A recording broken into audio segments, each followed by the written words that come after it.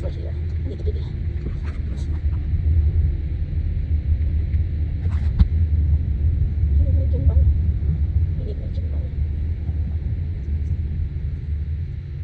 Gusto ka na bilog?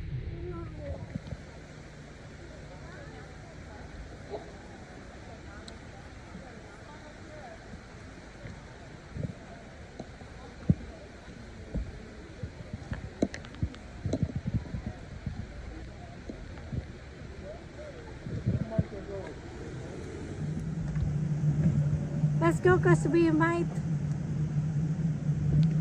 Be careful, Kuya. Lock the door.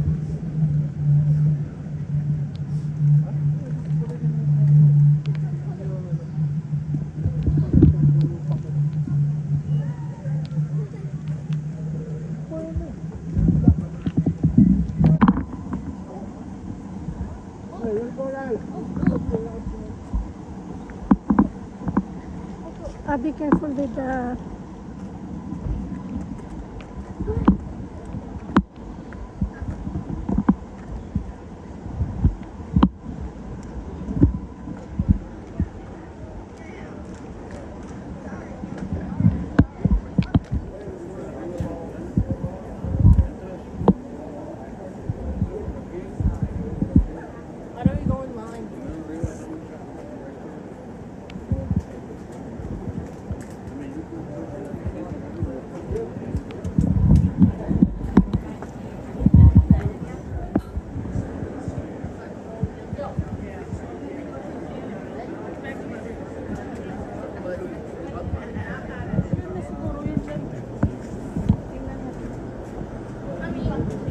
$12.30.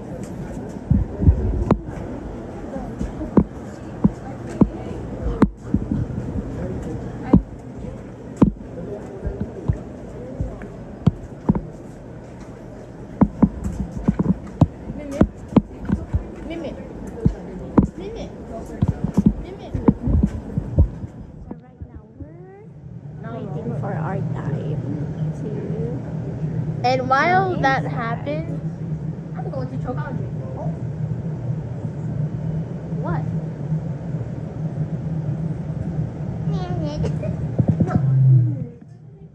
Andre. Yeah, 35. Andre. What? It's okay. Do whatever you want to. Buddy. Buddy. Find your buddy. Hey, I'm your partner, Andre. You're my buddy. Buddy. Buddy.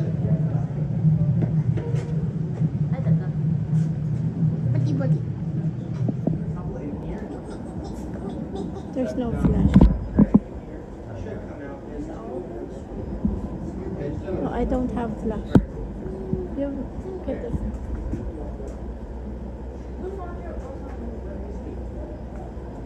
He'll come out and get it here in a second.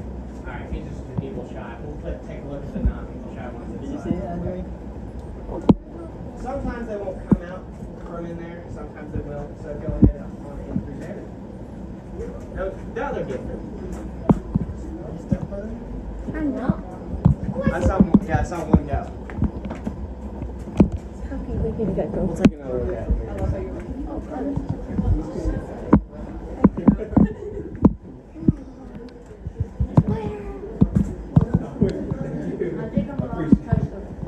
Do not. Alright, so if y'all would slide over once again onto that right hand side for me. You sneak up on past here. Maybe go right back to where you were. You move a little bit further forward to these words.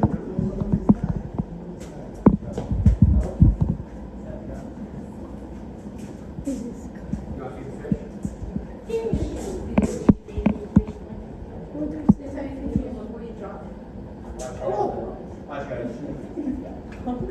Say my elbow. I know pizza. I already felt that. You can just throw that whole handful. That's your head. What's your name? I almost bumped into that. Alright, so the first thing you may notice as we enter into this cavern is, of course, it's a little bit colder in here than it is on the outside. That's because the cavern stays in natural 52 degrees all year round around the season. Due to the natural insulation from the few millions of tons of rock that's around us now, and of course the natural darkness down here. Always And you may have noticed the trout stream behind me here. All of these trout are here to represent the native species. I also like to point out this rock at the beginning of the tour. This is what we refer to as our wish rock, as if you're going to wish you didn't hit it. So make sure you watch your heads as we go through here today.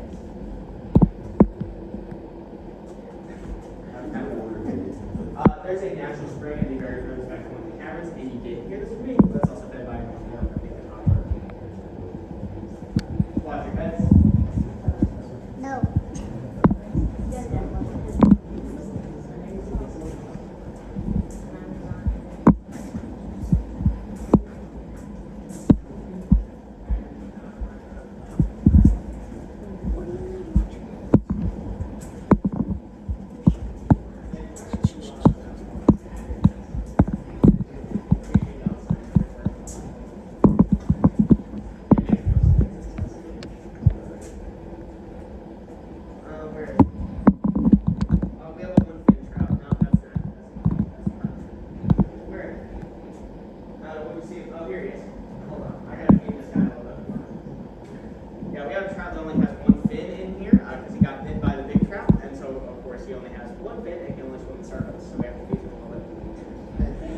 So of course this is a 3-story cavern, as in we have 3 levels here. That being our bottom level, which is completely filled with 40-degree water. So we're not going to be going down there today. However, we're going to be taking a look into it here in a few minutes.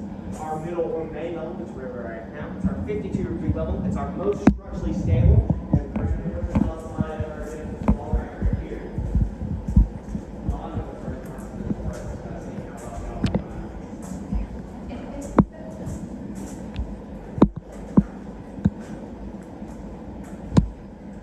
Any questions so far? Okay, so basically, these are kids at this state. We feed them down here so they learn very quickly to stay down here because if they go outside, they don't get so forth, so on. Okay, so we're going to stay here. That's why our floats come back here. Grows at a rate of about 125 years per cubic inch and has been actively growing and changing for the past about 500,000 years. So of course, that seems pretty old to us in human times. However, in geologic time, this guy's brand new, and of course, is still actively growing. So in another 6 million years, he should reach to about this point right here where I'm standing. So of course, come back if you want to see that. In addition to that, I know I said we weren't going to be seeing any bats down here. I don't know if y'all include bats from Walmart on your list, but there is one down here. This guy's name is Wally, if we're curious. As in Wally the Walmart bat. There, did you see it, Andre? Did you see it? Alright, then go. Follow me. Yeah, this one doesn't eat much, I don't know.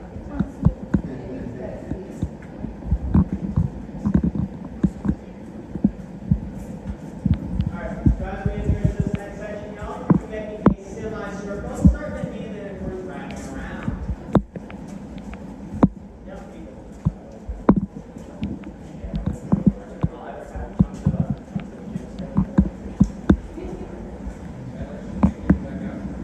Alright, y'all, so of course, right over here is what we refer to as the deserter's fireplace. Now, this is all that remains of a rather large sandbar that would have been home to roughly 12 Civil War deserters roughly 160 years ago. Now, these were both Union and Confederate deserters who were down here hiding from the local armies we were looking for. They weren't hiding, rather they were living together in harmony.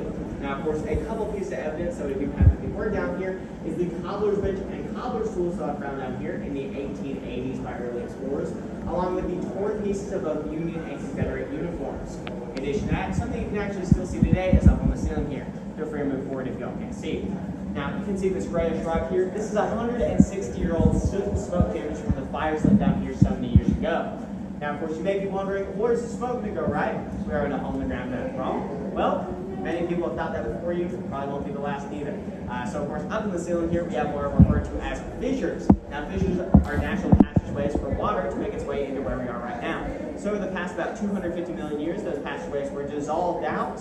And, of course, acting in the opposite direction would allow the smoke to rise up and out of the mountain, which leads to the surface. I'm sure many of y'all can already see a problem with that, as it would lead the soldiers to be quickly discovered by the locals, who, of course, alert local police to come down here for us during the 1940 flood. Now, 1940 flood was caused by a mudslide off of Grandfather Mountain, which would fill this entire area, and of course this entire cavern with muddy water. It also ended up with these stalactites that you see see the remains of today being ripped off the ceiling and then washed out in the Catawba River. So chances are, if you know an old time ground here, they'll have a stalactite as a doorstop. True story. In addition to that, in this section, right behind me here, mainly familiar with some of y'all, it's a flowstone formation that we call the wedding scene. If y'all like to move it here just a little bit further, you can see here the center, the preacher, over your left, the groom, over to the right, the bride, and of course over here to the far right with her crooked nose and disremoved scowl, and also familiar sight is of course the mother-in-law, described in the curtain. Now this formation is roughly 2 to 3 million years old, so of course it is a tale as old as time. In fact, you could say it's set in stone.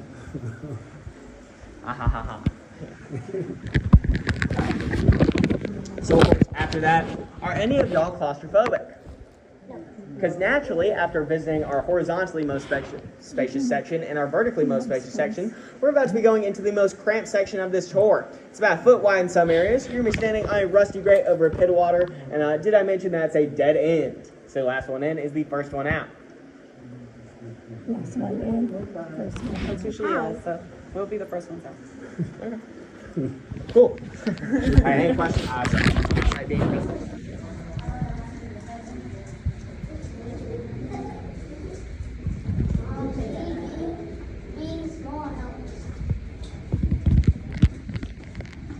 Andre, no, slippery, okay? Huh? Where's the foot? Where did the foot lie?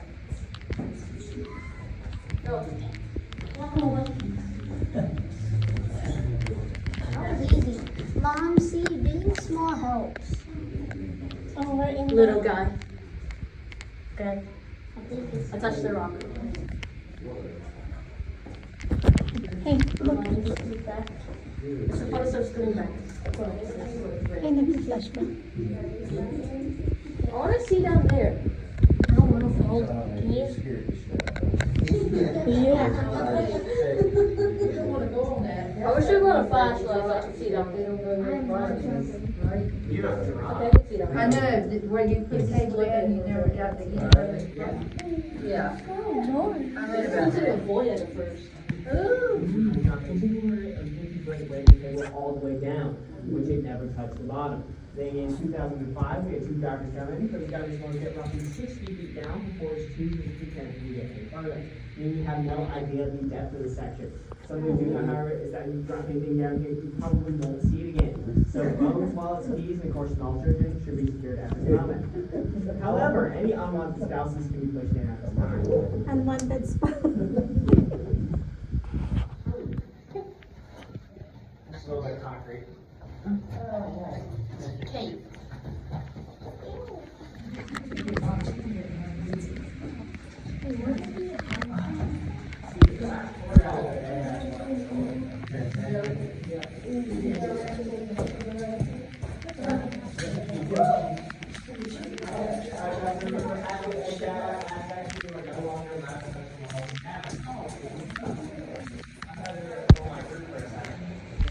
No, be careful.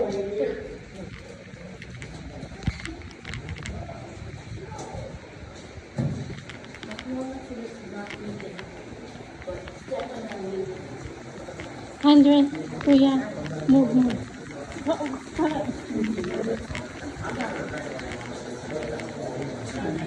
Okay, so do this. No touching. Made out of this weird gray rock. Now this is a sedimentary rock known as the Mother of Appalachia, or does anybody know the scientific name for this rock? No. Granite. No. It's what we refer to as shady dolomite. Now shady dolomite is a fossilized material, meaning that it's made out of, well, anything that was out of the ocean about 500 million years ago after this mountain started forming. So of course, this is compacted together ocean life, coral, seashells, everything like that formed into what you see today. Now, it being fossilized means that it's extremely porous, meaning that carbonic acid has a very easy time to drill from the 1920s and 30s. Now, in the 1920s, they were down here looking for rare earth metals. However, in the 30s, they were expanding this place so that, well, tourists didn't have to go spelunking on a quick 40-minute tour, because most people don't want to do that. So, of course, that's evidence that we do have that they were looking for precious earth metals down here, and of course, evidence that this area was opened up. Now, You may be wondering, where are the rare earth metals down here? We're about 400 feet into this cavern. I haven't even seen any gold, silver, platinum, or diamonds. And you may be thinking, maybe somebody beat us to it here. And you can see it glows this orange color due to the iron oxide within the crystalline structure of the gemstone, giving it a kind of orangish glow. Now, of course, you may be wondering, well, I saw some carnelian in the gift shop. Did it come from down here? Well, no. This area is protected by the federal government, meaning that nothing that has been mined or altered in any significant way. So anything buying in the gift shop came from somewhere else. Where else? You'll never know because the stickers up. Now, of course, as y'all would slide over here, there's going to be a route passing by up here. And you can see it glows this orange color due to the iron oxide within the crystalline structure of the gemstone, giving it a kind of orangish glow. Now, of course, you may be wondering, well, I saw some carnelian in the gift shop. Did it come from down here? Well, no. This area is protected by the federal government, meaning that nothing that has been mined or altered in any significant way. So anything buying in the gift shop came from somewhere else. Where else? You'll never know because the stickers up. Now, of course, as y'all would slide over here, there's going to be a route passing by us.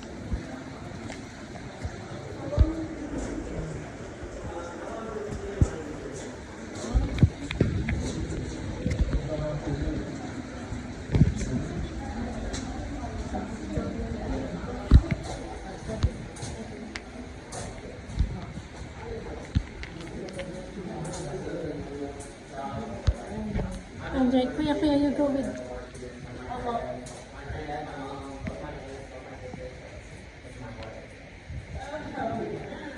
This area gets far into my brain. People have heard me talk in my sleep, and it's me doing it.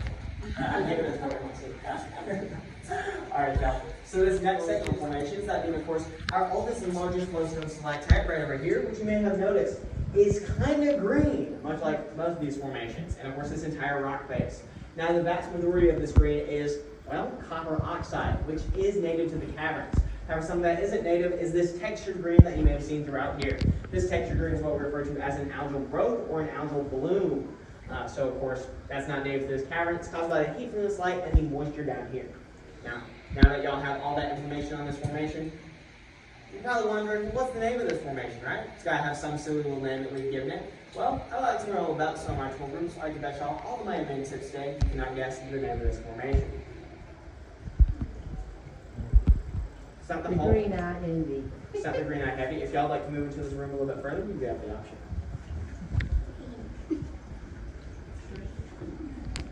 Shrek. It's not Shrek or anything like that. It's not a movie character, if that helps. It's not a cactus either. What are we guessing? The name of this formation. Why does it look like that? It's not a melon. Y'all got rocks for brains or something? Yes. Slimy green. No, I don't think y'all are going to get the name of this one. This is actually what we refer to as shade. Not shade all night, excuse me. This is actually what we refer to as guess what? True. Now, instead of guess what, due to the fact that nobody can really ever agree with what it looks like, due to the fact that, well, it looks like so many things, at some point, it doesn't really look like anything at all. Sometimes things just look like rocks, and that's perfectly okay. So, of course, everybody gets their own guess at the name of this formation. Of course, right behind me here is what we refer to as Frozen Niagara. Now, Frozen Niagara is a 13-million-year-old flowstone formation that has been actively growing and changing for, well, our entire lives, the entire lives of the few people previous of us, all the way to the last ice age. So, of course, this formation is still actively growing, as evident by, well, this little wet strip right over here. So as this water drips down, more and more minerals are deposited on the bottom end of this formation, causing it to continue to grow, and will continue to grow for, well, all of our lifetimes. So come back in 125 years when you want to see another inch of this formation. An inch. Takes forever. Alright, so we're going to be headed on into our next shoulder. Yeah. Andre, can you just. Watch your head, focus locating north way, walking by it.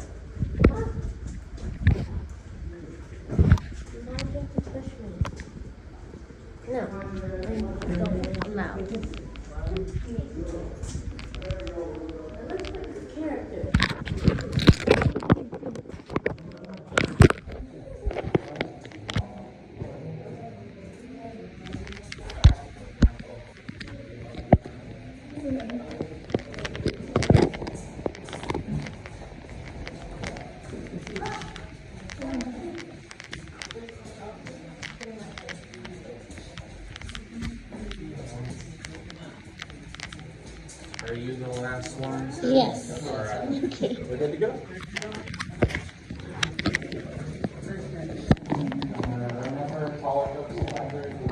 Alright, y'all, we're about to get on what we refer to as the Guilty Rooms. And Dr. John and Quince Guilty, of course, he helped them prepare for the public in the year 1937. So, of course, we've almost been open for 100 years. Now, if you want to follow me, we're going to be taking a good look over to our left in this room.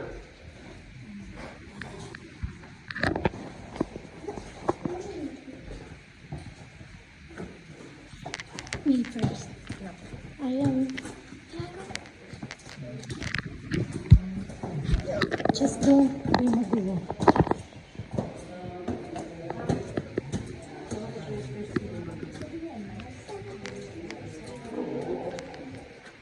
Alright, y'all, so of course, those of you in the background get the best view of what we're looking at as I'm talking about. So I will do my best to describe everything visually so you get an idea of what you're looking at in a second. So of course, starting us off on the cave floor here, this is what we refer to as a cave floor, with its appearance as, well, rain coral. However, it's actually not derived from any organism, as that coral comparison leads you to believe, as water drifted down from the ceiling actually caused these small mineral deposits to form. In addition to that, you also may have noticed growing off of almost every wall in this section, it's kind of smoky in color, kind of fleshy in texture. It's also a main ingredient of nitroglycerin. This is what we refer to as manganese. Now, manganese is, of course, well, a main ingredient of nitroglycerin and commonly used to make explosives. Now, the state you're going to find it in here is not explosive, so you have to worry about blowing up down here. In addition to that, you also may have noticed up on the ceiling here a variety of different colors, that being that green from that copper oxide, the orange from that iron oxide, and of course any blues that you may see down here are oxidized pieces of zinc and or cobalt. However, it's not enough to be valuable, so we're about coming back down here with a pickaxe and construct gold. In addition to that, you may have noticed these long streaks of rocks up in the ceiling. This is what we refer to as cave bacon, at least commonly known as cave bacon. And if you were curious, it was named by a very, very hungry explorer.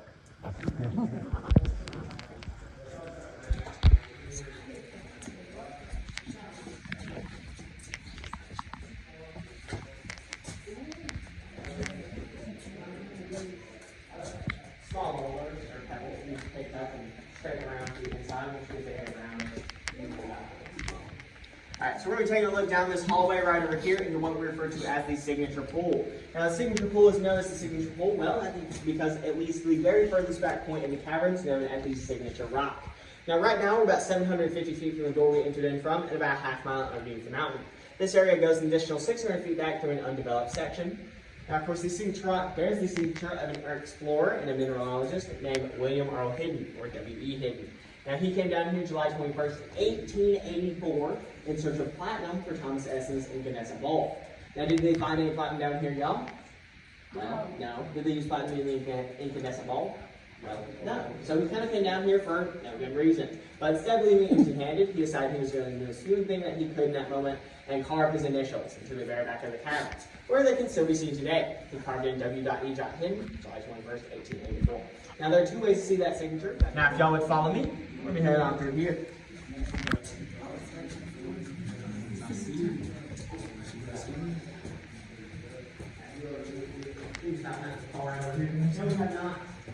You go.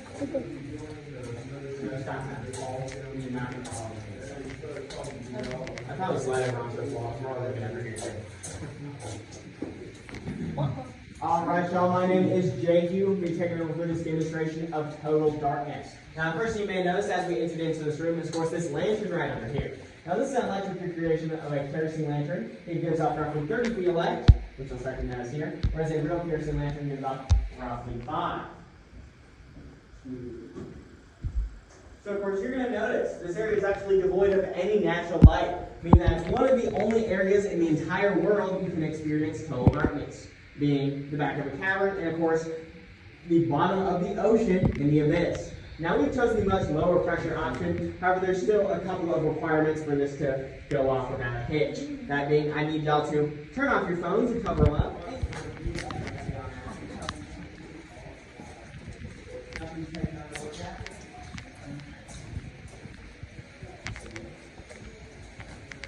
Right over here is another one of those outside formations. This is what we call still mill.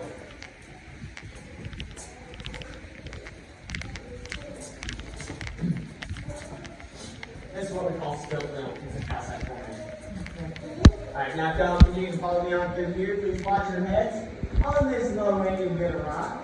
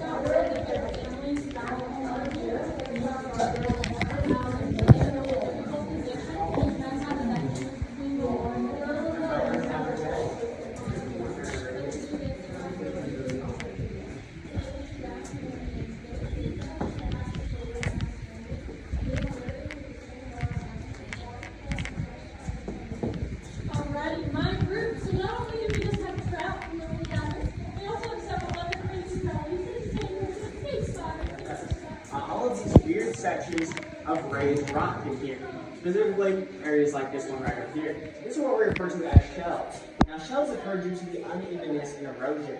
So, of course, this limestone at the top here is different from the rest of it, and what would have actually been characterizing this section about 13 million years ago. So as water ran through here, this is where the K4 would have been. And as the water ran over, it eroded and eventually led it to where it is today. However, this uneven section meant that it was a whole lot less porous, and of course the water had a much harder time penetrating into it, meaning that this section stayed where the rest of it was eroded. However, nothing is immune to the passage of time, and of course, this area is only resistant to erosion. So in another 13 million years, a new shelf will have taken its place. You have to come back to see that. 13 million years. So, of course, we have reached the conclusion of our tour. I would like to thank y'all for coming on the tour today. I do really appreciate it. Thank y'all for being a quiet, respectful tour group. And, of course, thank y'all for laughing at my jokes. I do really appreciate it. If you have any questions for me, I'd be happy to answer them now. How long have you been doing this? How long have you seen it? For about 15 years. 5, 30, 30? 1. This is like a familial job, so. Alright. And then what? I'm good. I've had to start asking. Yeah. They don't feed them enough in here, so they're real strong. I don't like it. Especially because you can't harvest these fish or anything like that, and they don't reproduce naturally, so you gotta keep feeding them so they stay down here. Now, if y'all follow me, we're gonna be headed on through here.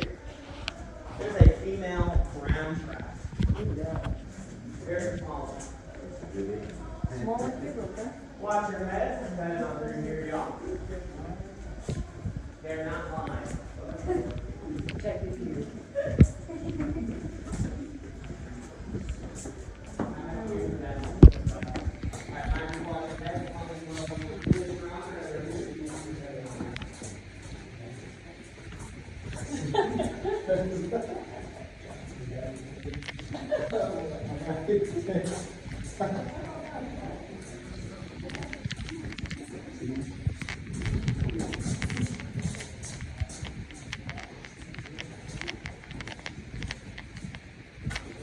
Ah.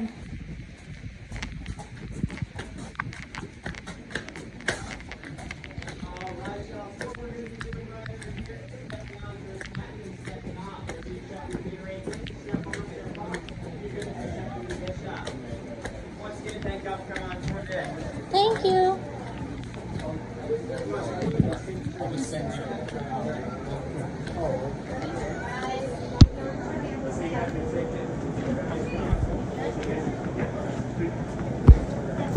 Ito po, ano mo yan?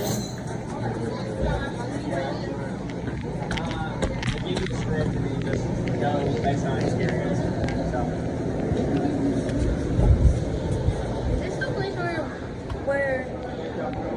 Thank Is you. this the place where you got this?